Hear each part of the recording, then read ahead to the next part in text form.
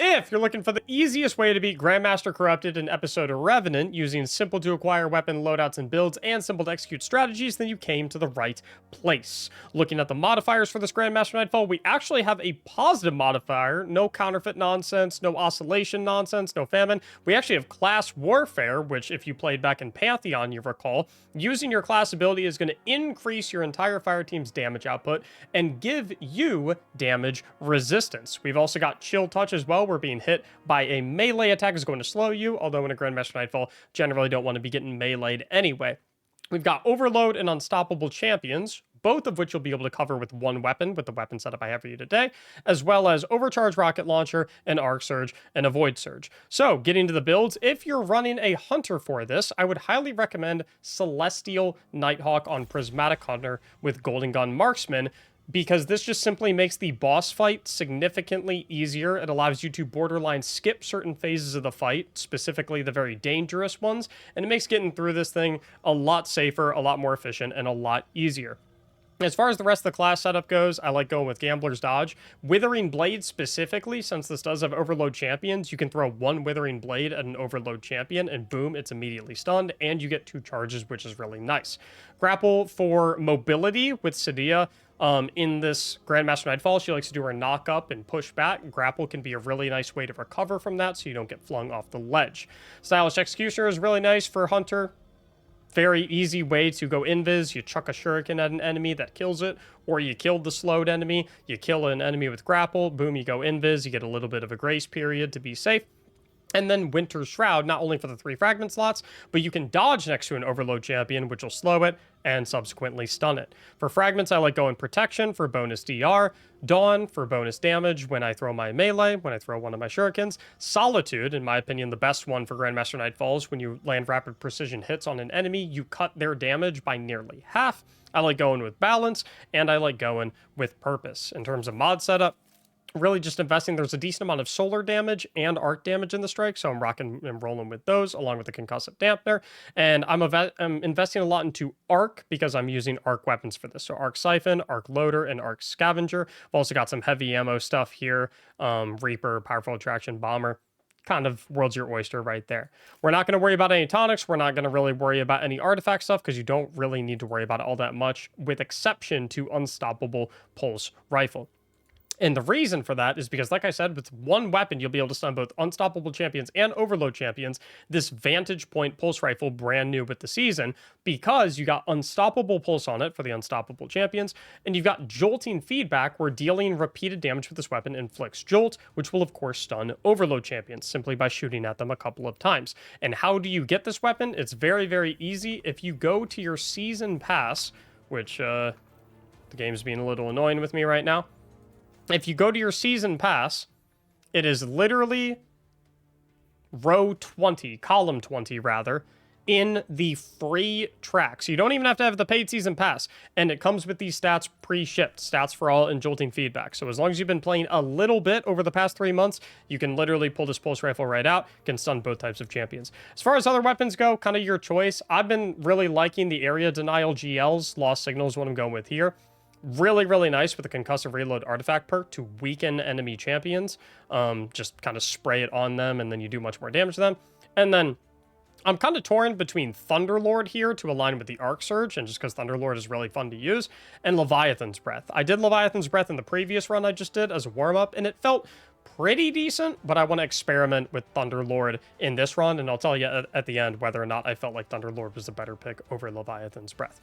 If you're rocking and rolling with a Warlock, you know, tried and true, Speaker's Sight Helmet, Pure Solar, you can go Well of Radiance or Song of Flame, it's up to you. Healing Grenade, Ember of Benevolence, Touch of Flame, Hellion, easy as can be. If you're bringing a Titan, Titans are not particularly fantastic for this strike, especially when they look like that, but Twilight Arsenal can be pretty decent, so if you want to bring, like, you know, the typical knockout Consecration, Twilight Arsenal, can be okay. Shackle Grenade for some of the Unstoppable Champions, not half bad. So, with those loadouts set up, let's go ahead and fly into this Grandmaster Nightfall. I'm going to show you exactly how to play it to perfection, so it's nice and easy for you. And we'll get you through here in about 20 minutes. I do want to mention as well, I've noticed some comments on these guide videos saying that these guide videos are not applicable for most people because I always run with a preset team in these guide videos. And I do think that is a fair criticism if it wasn't the case that I actually use all of the loadouts and the strategies from these guide videos to do carries for this Grandmaster Nightfall on my live stream, twitch.tv/Mactics, pretty much the entire week. And I'm literally willing to pull anyone from the stream who needs help with this, no matter if they have 0 clears, no matter if they have 100 clears, and they come in, we execute all these same strategies, we use all these same loadouts, and it works like a charm, just the same way that it works when I have a preset group to film these guide videos. So trust me when I say you should be good to go with these guide videos no matter what. So right when we load in, we're going to smack this overload champion that spawns in right away. And the second we kill it, we're not going to kill another enemy. We're simply going to turn to the right and go ahead and bolt on over around this side. I'm going to pull out my skimmer as well. And we're going to go all the way back here to the right corner and focus our attention exclusively on this boss tier Centurion. The reason we're doing this is because this is the only enemy that we need to kill to progress through the rest of the strike. And once we kill this enemy, we can go ahead and run through the door and skip past all the champions. When you initially spawn into this Nightfall, you're going to have an Overload Hobgoblin, but you can skip that Overload Hobgoblin and still get Platinum. The only way that you do not get Platinum is if you kill some of the trash mobs to activate the spawning of additional enemies in that area, one of which will be a second Overload Hobgoblin. If you accidentally do that, then you do have to kill them to get Platinum, otherwise you'll get Gold. But if you avoid killing all of the trash mobs and all you do is kill that initial Overload Champion right in front of you, and then swing around to kill the Centurion, you can ignore literally everything else, run right through. Saves you a ton of time, makes things significantly safer because it's a nice angle to take it at, and you still get Platinum, get all the rewards that you would get as if you killed all of the enemies and all the champions. So we're going to go ahead and continue and roll on through here, hop through this portal, and get to the elevator section. Once we're at the elevator section, we're going to start off just by cleaning up these 4 Scions, 2 to the left, 2 to the right, 5 if one of them duplicate. And before we activate this section of the fight, we want to make sure that we have 2 balls charged on 2 of our players. You can also alternatively do a 3rd ball. So for example, if Dusty drops that ball, if you want to be extra particular, Dusty can drop this one right here. I can throw that to Dusty, and now we all have a charged ball. And these are going to be saved for the second wave that is going to be spawned. So we'll initiate the hack. I'll pull up my ghost. I'll pick up this relic. And you can actually drop the balls to pull out your guns, kill this initial wave of Scions, and then when the second wave comes in, that's when we can pick up the balls and chuck them right at the enemies. I'm playing a little dangerous there. I probably shouldn't have been standing right there dead center. But that allows you to, for the most part, mop up all the Scions and immediately take off all of the immunity shields of the scarier targets. So my buddy Wolf over here did go down, but I can pick Wolf back up. Now, before we kill the final tanky target, we do want to charge up 2 more balls if we can in preparation for this next wave of enemies. So I'm going to run over here and see if I can throw this to Dusty. I don't think I actually got it to him, but that's okay. 1 ball should actually be decently okay. And we're just going to pop our Transcendence. We're going to use all our supers right here. We're going to try and crack all of the shields off the enemies. Ideally, you have 2 pre-charged balls right here. Take off all of the shields of all the enemies. We do have 1 more guy over there, so Dusty's going to go and get an extra ball for me. I'll chuck it. They track pretty hard. And then we're just going to use all our supers. Kill everything. I'll Goldie him. Completely missed. Bodied him. Unlucky. And take him out. Makes it a pretty easy way to deal with this elevator section. Definitely a section that I think is going to give a lot of people trouble. Preparation is key when it comes to that section. So, when we're done with that section, we're just going to play from a distance, nice and safe from back here. Use the pulse rifles to chip away at everything. Got an unstoppable ogre up here, but the knights do hurt quite a bit. So if you want to, you can take out the knights before you worry about the ogre. You can also just tag the ogre with a aim down sight of your pulse rifle just to stun him so he's not shooting at you.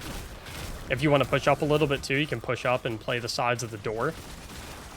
So you have an easier angle. That will typically open up the Shrieker, though, so just beware the Shrieker hurts pretty significantly. You can also play from underneath this staircase. Ogre, generally speaking, will not push you when you're down here. And then as a team, we'll take out the Shrieker. Thunderlord, probably a good idea to blast it, because that Shrieker does hurt a lot. Once we're through that, occasionally we'll have a Knight here. He's got a Bane. So we'll pepper him with the area denial GLs. Boom, boom, boom. And then we're on and forward. We got another unstoppable champion right here. So we'll go ahead and use all our stuff on him, take him out. If you do want to use your Nighthawk to kill a champion, try to get the champion down to maybe 2/3 to 50% HP first to guarantee that your Nighthawk does the final shot. That way, if you look in the bottom left of my screen, it automatically refunds 33% of our super instantly. So it's just going to allow you to have that Nighthawk up a lot more frequently and burn through these champions a little bit more quickly. So we're going to try and take out this Shrieker if we can. That's right in front of us. Just so it's not blasting us. Being mindful that there is another unstoppable Ogre out here. Take care of him from a distance. Use the pulse rifle to get the stun. Nice little team shots going on. Nice and easy. I do want to note that at this point, if you do, after you kill those 2 unstoppable ogres, you can, if you want to, if you have some form of invis, some way to get across safely, if you've seen my previous Grandmaster Corrupted videos, you can, if you want to, just run past all of these enemies. And once you get to the top of the staircase, it'll despawn all these knights and the Shrieker and whatnot. I don't really have a reliable invis source. Frankly, it's safer for me at the current moment to just play with my teammates and pepper these Shriekers and whatnot, take them out slowly but surely. But if you'd like to take that risk, if you're a little concerned about fighting the Shriekers, so like for example, I can actually show if this guy doesn't die.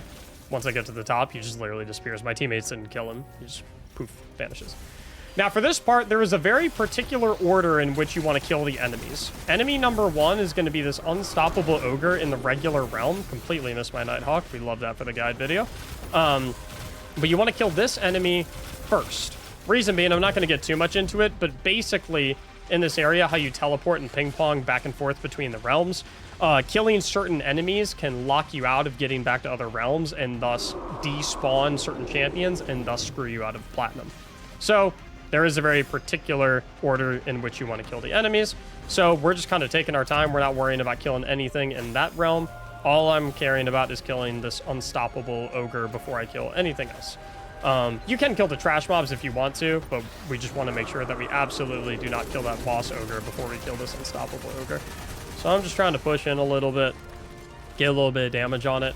Ideally, I would have landed my Nighthawk, but I'm trash.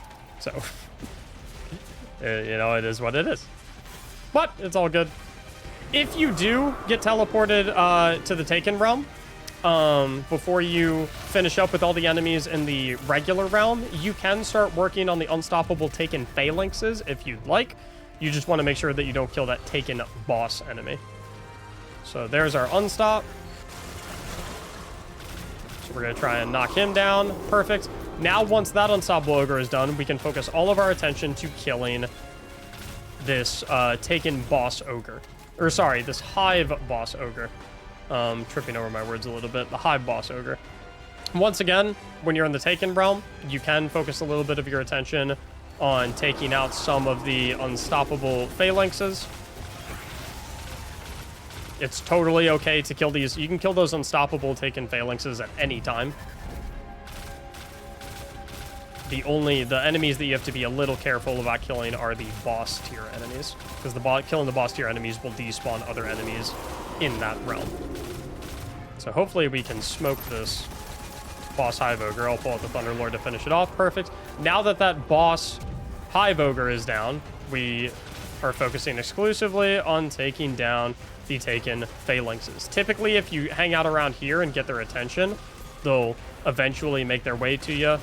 You can also, if you see them go up the staircase, you can come up top here and meet them. Let's see if I can get the Nighthawk off. Perfect. And I got the final blow with it, so that's going to give me 33% of the super back.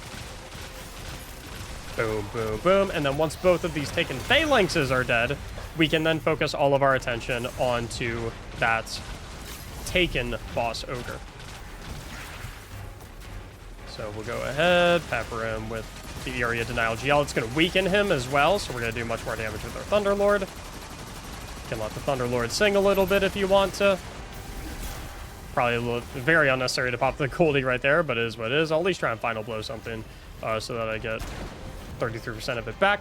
Once that Taken Boss Ogre is dead, don't need to worry about anything else, including the Shriekers. You literally just hang out on the right side of this map, hug this left side of the wall, run down the staircase, and sprint straight to the portal.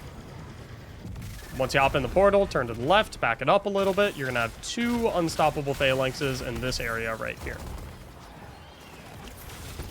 So we'll just take our time, take them out slowly but surely. Not really necessary to use any heavy on these guys right here. They don't pose that much of a threat, as long as you keep them stunned and play from a distance.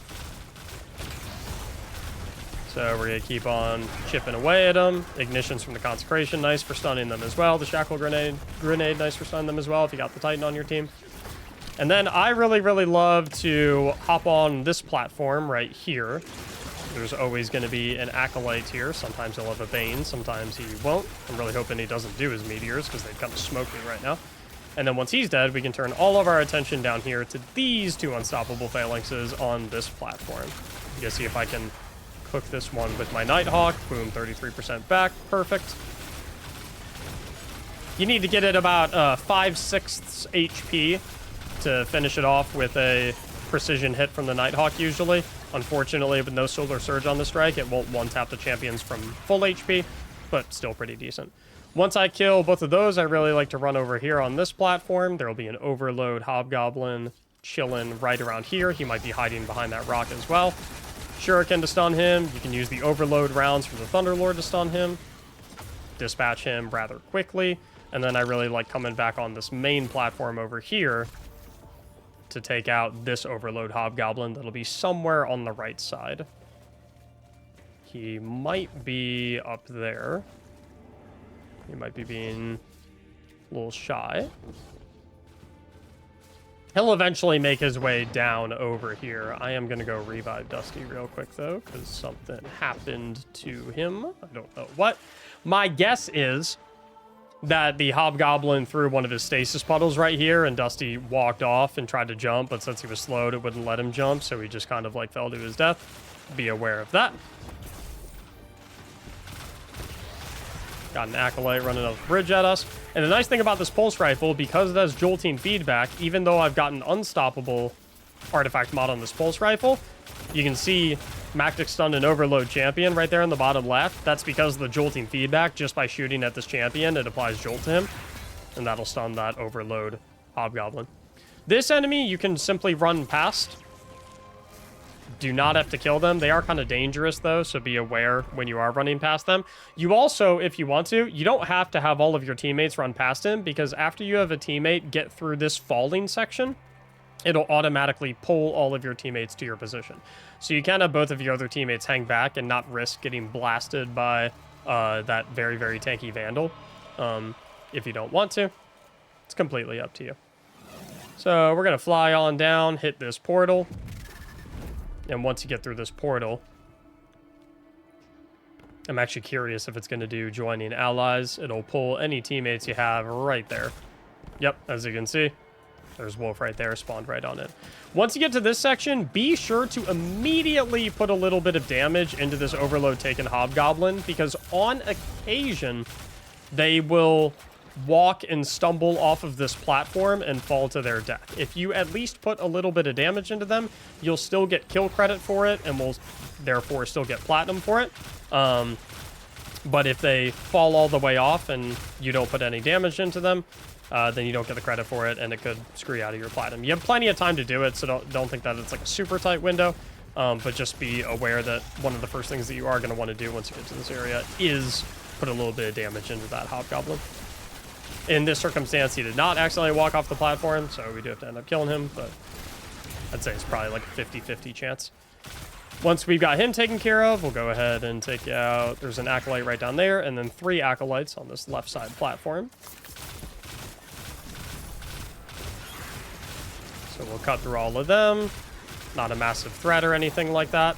And then here I love using the area denial grenade launcher to take out all these Thrall. You're also going to have 2 Minotaurs right here on this left side platform. So you can throw the area denial right on top of them. Once you kill one of them, the other will teleport over to the right side. But until you kill one of them, they'll both hang out on this left side platform. So once this one's dead, this one will... Unless we kill it quickly enough. Nope, we did not. As you can see, he teleported right over there. That's the same Minotaur. Nice and easy. You also have an invisible Minotaur, dead center. Very, very, very tanky. Wait for him to stop blinking. Take off his head with the Nighthawk. Make sure we get our Thunderlord reloaded. We're looking good. And then we'll have another Overload taken Hobgoblin. Weaken with the GL.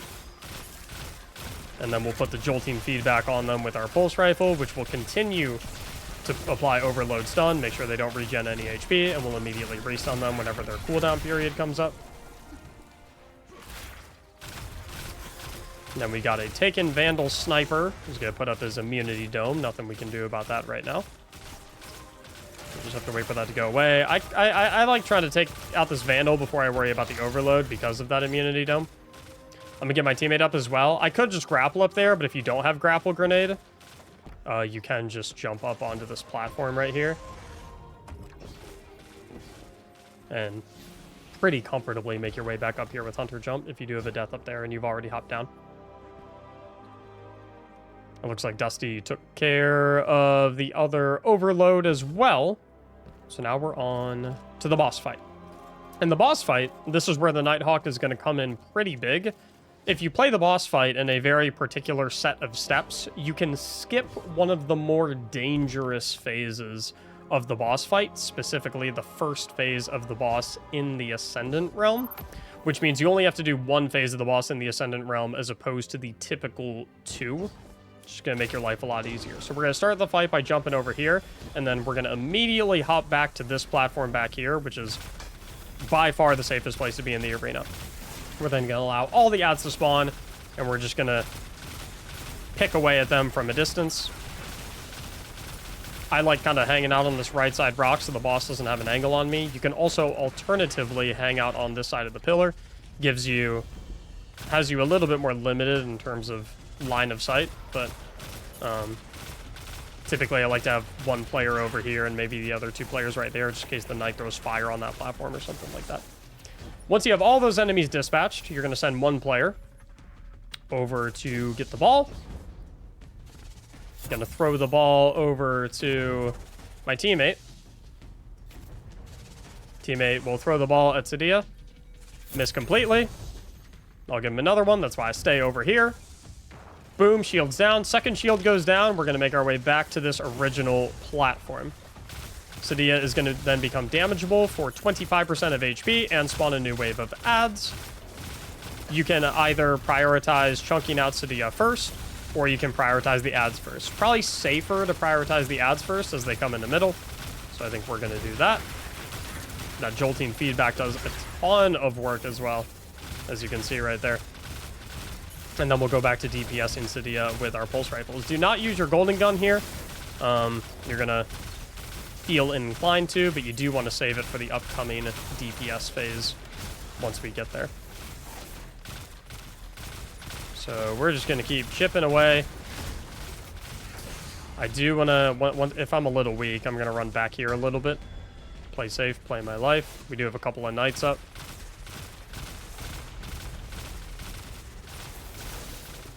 If you want to, if you get a little impatient as well, you can push up a little bit. Play a little greedy with the Thunderlord. Definitely a little bit riskier, but if you feel comfortable and confident in that, that's perfectly fine. And then we're going to come back on over here. City is going to move over to the left, so now your safety position is kind of more so right here behind this pillar. And City is going to spawn a whole new wave of adds. We're going to take care of every single one of these fellas. Try and get the area denial GL right there. If your Titan is really ballsy like Dusty is, you can try and run in and try and nuke them all with Consecration and Knockout. Sometimes it works, sometimes it does not work. Evidently. To Dusty's credit, in the previous run we just did, our warm-up run, if that's what you want to call it, Dusty did successfully run up there and pretty much nuke everything with Consecration, so...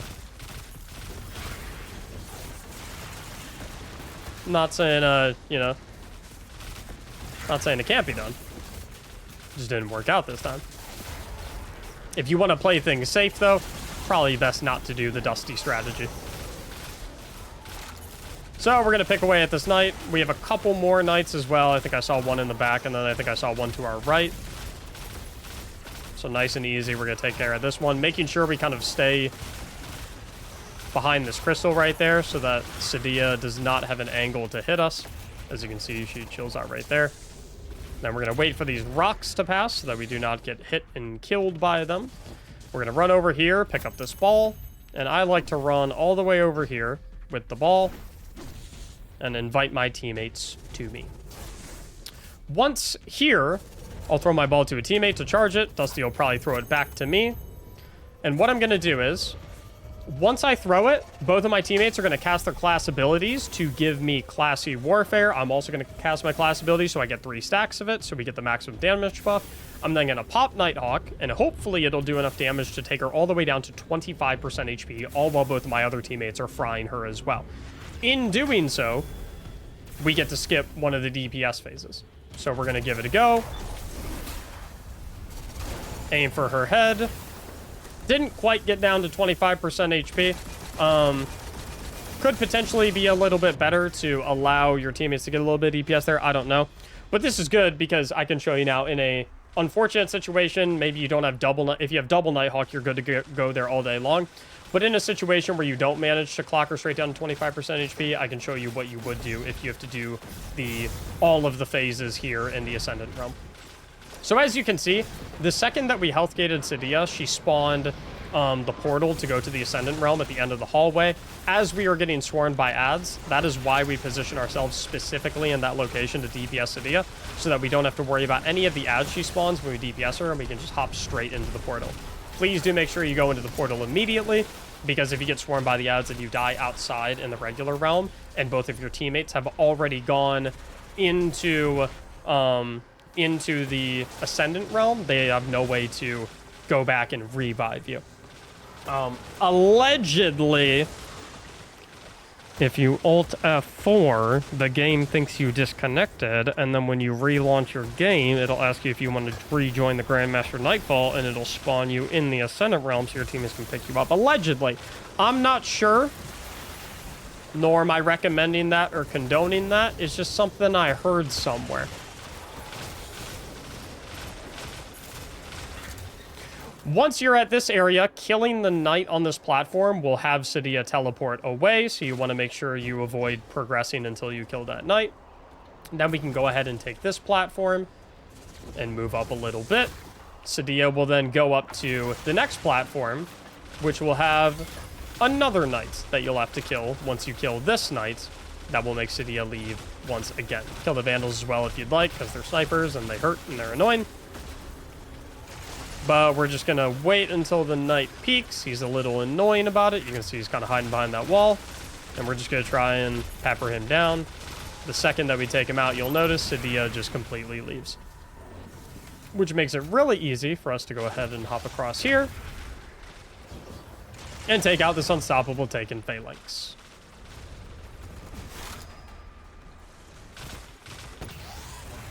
Pretty easy. You can just kind of ring around the rosy with him. Nothing too crazy.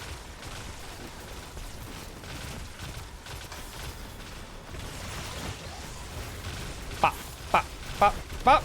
And then you're on to the final part of the boss fight.